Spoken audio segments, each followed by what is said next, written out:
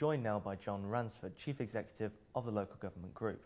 John, thanks for joining us. Hi. 2010, it's been quite a year for local government. Tumultuous year.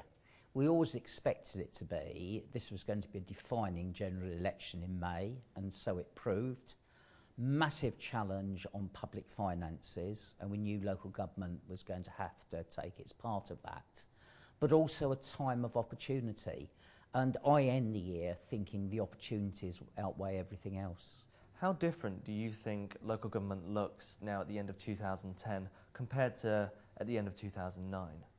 I think local government has got the real opportunity to make community leadership count, to make its record of efficiency and effectiveness count, and really to be the adhesive that brings together all the big ideas, the way public services are configured in the future, public involvement, the big society. Now, local government's been at this for years. It's not always been acknowledged in terms of its role and responsibilities, but I think people really are beginning to see that local government is essential to the solution and not part of the problem. Well, John, you mentioned the big society, but also devolution, localism and the spending cuts. How are councils starting to tackle these changes? All those words are good for local government. It's the actions that count. Now, undoubtedly, the biggest challenge we face is the massively reduced resources available for local services. We haven't had anything like this in my career, and that lasts over 40 years. And we've got to keep cool about it. We've got to keep focused on it. Make sure that we really do concentrate on the front line, but that's important. But transform the way we do things. Public services and the way they're delivered are going to look very different in the future. And looking forward into 2011, what should be the priorities for councils and how tough will it be?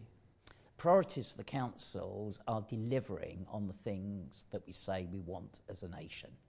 We want better services, we want less bureaucracy, we want less administration, we want people to be able to get on with things and not be hindered in what they do. Now that rhetoric from government, in a sense, has always been there. We're the ones that put it in action. So we've got to use our powers and responsibilities, which we're promised in the coming localism bill, responsibly, and make sure that we actually are seen as relevant to the people who elect us and the people who give up their money for the common good. Councils and local government workers have faced a particularly difficult time this year, and you yourself, John, have faced some criticism over your salary.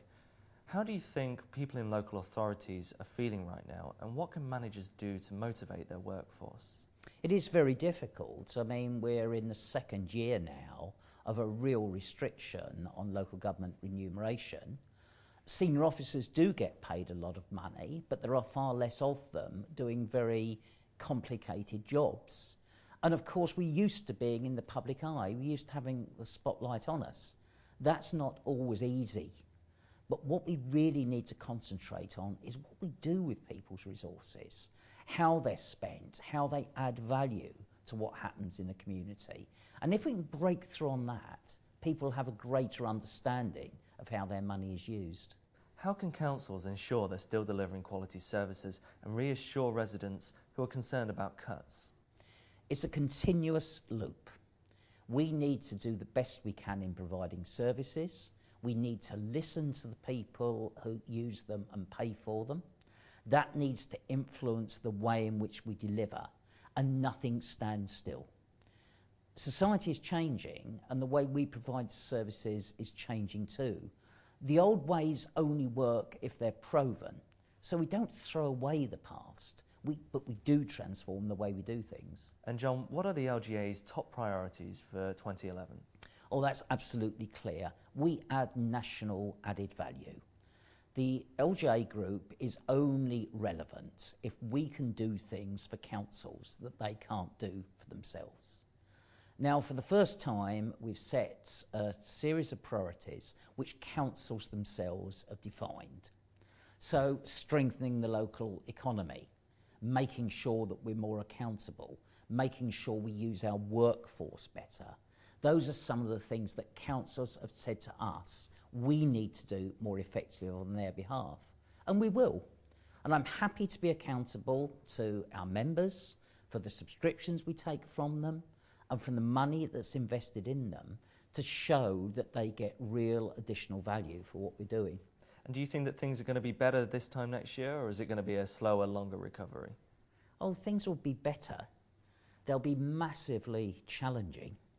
We're going to have to keep really cool through this and make sure that the overbearing effect of the shortage of resources doesn't catch us out.